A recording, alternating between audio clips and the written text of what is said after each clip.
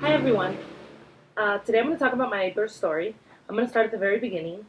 My husband and I decided to have a baby in December of 2009. We had gotten into a really bad car crash here in Costa Rica, and we kind of felt like, what are we waiting for? And so we went ahead and tried. My first month trying to conceive, I got pregnant. It was really fast. So by January 23rd of 2010, I had the big fat positive, and I was really excited. So a little backstory: I live in Costa Rica. And just like in the United States, most doctors here, or a lot of doctors here, prefer doing cesarean sections in the private sector. Uh, in the public sector, vaginal deliveries are much more common. But I was going to have it in the private sector, and so cesareans are much more common, and doctors offer them to you, and patients ask for them. So I looked for a doctor that was specialized or that preferred vaginal births. And I actually found him. He is the first doctor to do water births here in Costa Rica. I wasn't too into the water birth uh, thing, the whole water birth thing, but I did want a natural, drug free childbirth, and that was it. He was very open to everything that I wanted. I didn't want an episiotomy, I didn't want Pitocin, I wanted to labor at home, and I wanted a natural childbirth, but in the hospital setting. I did want to go to a hospital. I did not want to have it at home. He was very realistic. He told me that he couldn't guarantee anything, but that obviously he would try his hardest within his means to have my birth be what I wanted it to be. And that's what every doctor should say. They can't guarantee anything because obviously if there's an emergency, then your birth plans goes out the window. Uh, but thank God mine didn't. So I had my monthly checkups. I think I have a few ultrasounds here on my channel, so you can go check those out. I had my monthly checkups with him, and I would get ultrasounds, and everything was fine. We found out it was a boy right before my graduation. That was in April. So we found out it was a boy. The whole family was there. I had my last appointment with him when I was, I think, around 37 weeks.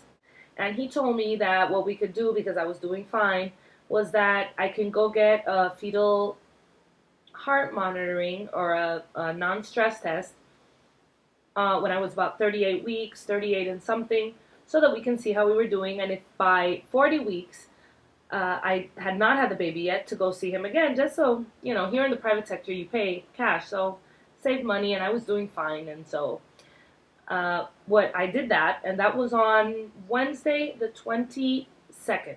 I got out of school in the morning early. I was actually doing my ENT rotation, and I went to the private hospital and I got the non-stress test. And so they did the non-stress test, and the nurse was like, "Well, honey, all you need is some good contractions. It's just fine." And I was like, "Okay," because I didn't go in thinking anything was going on. I just went in because the doctor told me to go in and see how my contractions were and stuff. And so I called him and I said, "Listen, nothing's going on yet." And he said, "Okay, don't worry about it. So I'll see you at 40 weeks."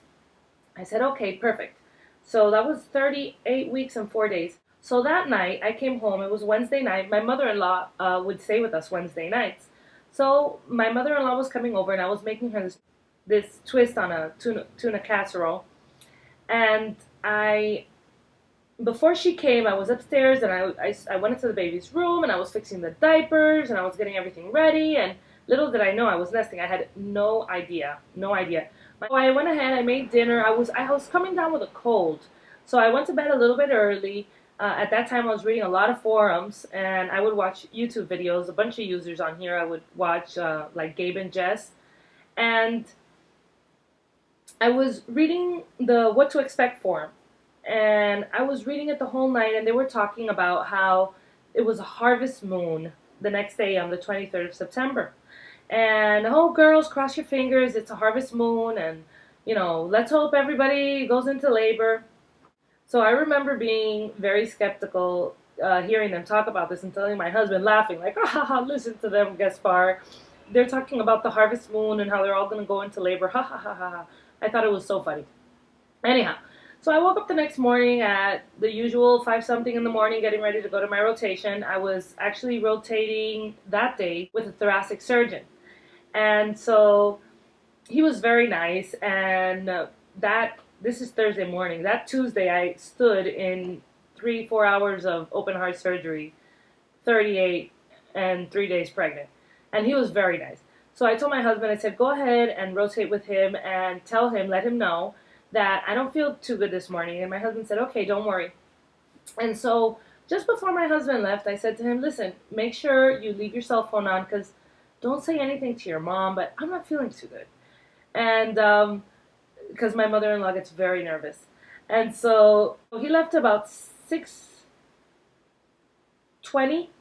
So I went back to bed. So at 6:35 that morning, I had some menstrual cramp like pain and a Braxton Hicks contraction. And I was like, wow, that's weird. And I just went back to bed and I woke up at 6:45 to another Braxton Hicks contraction that was causing me menstrual cramp like pain. And because of all the pressure, I felt like I had to urinate. So I went ahead and went to the bathroom. When I went to the bathroom, I let out the mucus plug with a little bit of blood. So I was like, oh my God. And now I start getting nervous. So I call my mother-in-law and I'm like, come look at this. I'm showing her. I'm like, come look at this. Oh my God, what is this? And she's like, I have no idea. I don't remember anything. And so I was like, okay. So I take a picture of it and I call my doctor like at 7:30. I have his email, so we would email each other. So I email him. I'm like, Doc, what do you think? I let out like some mucus with blood and stuff. And he said, well, don't get your hopes up, but it could be soon. And I said, oh, okay.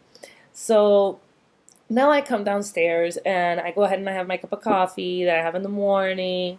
And I actually called my mom and I tell her, and she's like, well, don't, everybody was telling me, don't get your hopes up. And I was like, yeah, I know, my God. Because, first time moms usually take longer. So at about 8:30, I called one of our friends who had had a baby like 5 weeks before me, and I tell her, and she's like, well, maybe Sunday. This was on Thursday, mind you. Maybe Saturday or Sunday, but yeah, I kind of felt that too. And I was like, oh, okay. But she didn't let out any mucus until she was in the hospital. So I was like, who knows? Didn't help me any to call.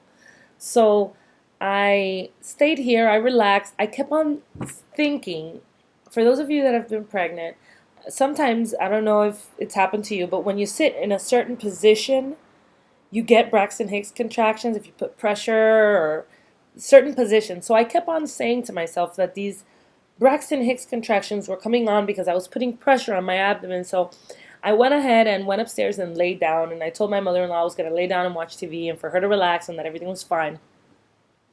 And so I called my husband and I told him at some point in the morning, I told him, listen, don't go into any surgeries if there's surgeries because something's going on. He's like, oh, is today the day? Is it going to happen? I was like, I don't know. Because, you really don't know when you're a first-time mom. I didn't know if this was the day and I didn't want him to get his hopes up, So I was like, I don't know, but just don't go into any surgeries. And if you can come home, just come home. So that semester I was taking surgery and I was taking psychiatry. So in the morning we would go to our surgery rotation, and then in the afternoon we had classes like psychiatry and different things. But that day we had a psychiatry exam at 1 o'clock. And I kept on saying to myself, well, I'm sure I can go with what I'm feeling because I was feeling nothing practically. So my husband gets home like at 9 o'clock, and it was like if the contractions were waiting for him. So he walks through the door, and I start feeling really bad contractions. I mean, literally, walking through the door, I start getting worse. So he comes upstairs, and he's like, oh my God, are you okay? And I'm like, I don't know what's going on, but I'm feeling weird. I'm starting to have these contractions. So he was like, well, can I go have breakfast, or should I stay up here with you? I was like, no, go ahead, let your mom make you breakfast. I'm going to lay up here because, I'm feeling a little bit uncomfortable. So he went ahead and went downstairs. I stayed upstairs and watched TV, Discovery Health or something. And these contractions were happening and happening. And I hadn't made my hospital bag. So this was my whole thing. Because I wanted a natural birth, I told my husband, I'm not going to make my hospital bag until the day of the birth or the day I actually go into labor because it gives me something to do so that I don't think about going to the hospital. First time moms usually go to the hospital right away, and I didn't want to do that, so I said that'll give me something to do on that day. So that was why I didn't make my hospital bag. So anyhow, finally, I would say like 10:30, 11, my husband tells me,